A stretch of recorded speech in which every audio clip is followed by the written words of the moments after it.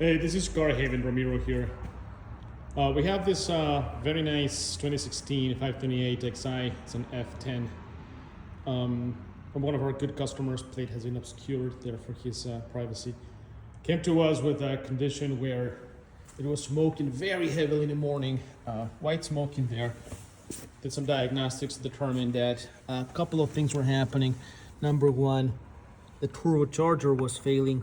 You can see in there evidence of leaking around the turbocharger area. That's not normal. That's a sealed system, so any signs of oil or any leakage in there, something that has to be investigated. We looked at the lines. Lines were fine. So the turbo was leaking internally in there, so we're going to replace that for him. Also found leaking valve cover gasket. You can see there evidence of oil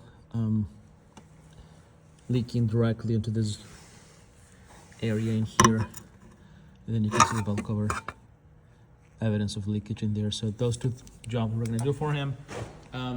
As probably you guys know, BMW does not make turbochargers like most manufacturers. They buy them from a supplier. The supplier is Mitsubishi, Japanese company, of course. So we can order turbo brand new. This is not an original part. Same that the car came with the factory with. Here we go.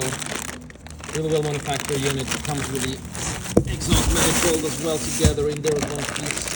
It's really nice, heavy stuff. You can see in there, comes with the exhaust manifold integrated. And the turbos right there, cold and hot sections going together. It's important not to just the turbocharger, but also the lines. So this great kit that Rain sells. It's a nice kit. It has the coolant and the turbo lines all together. Really high quality stuff, very good. And there also seals that we replace. These have to be original. You don't have to use them.